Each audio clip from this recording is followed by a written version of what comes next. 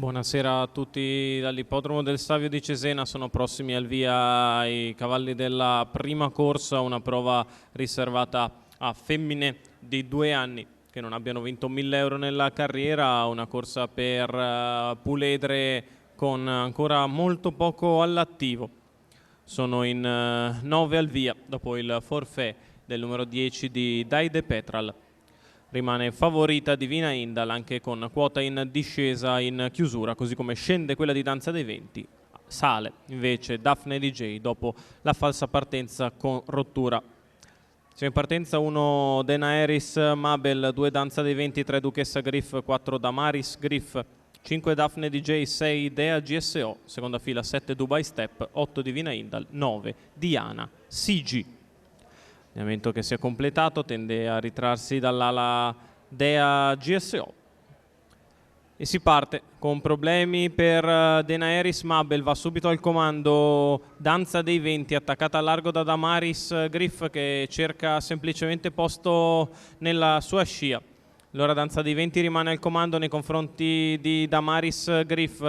In terza posizione Duchessa Griff, a precedere Daphne DJ in quarta posizione, la quale è avanti a Divina Indal. I primi 200 metri sono passati in 15,6.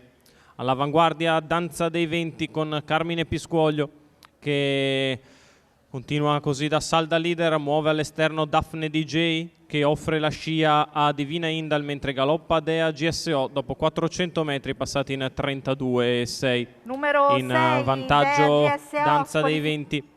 Arriva al largo Daphne DJ, lungo la corda è sempre Damaris Griff, terza di dentro è Duchessa Griff. Numero 1, la seconda pariglia Daenerys esterna Mabel, è sempre quella di Divina Indal, che segue le mosse di Daphne DJ, mentre ha galoppato lungo la corda Duchessa Griff e lascia così in 3, quinta Duchessa posizione Griff, Dubai Step avanti a Diana Sigi, 1,6 addirittura per i primi 800 metri di corsa. Si viaggia davvero pianissimo. Danza dei Venti in vantaggio nei confronti di Damaris Griff, al largo Daphne DJ, poi Divina Indal a precedere Dubai Step. Il chilometro passato con una frazione in 15,5 in 1,21,5 dalla battistrada Danza dei Venti, che sembra controllare per ora le mosse da parte di Daphne DJ. È richiesta e non progredisce invece Divina Indal. Lungo la corda c'è sempre Damaris Griff, la dritta di là passata in 15, accelera decisa ora la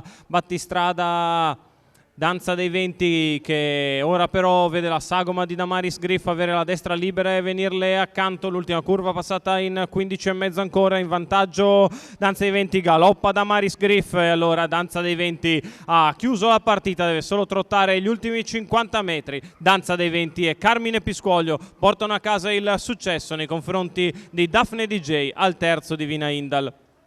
30,5 la chiusa dopo un 30,5 per il penultimo quarto, 1,1 il totale, 1,19,5 ragguaglio cronometrico. Il successo dell'allieva di Francesco Alessandrini, portacolori della scuderia Barbalbero.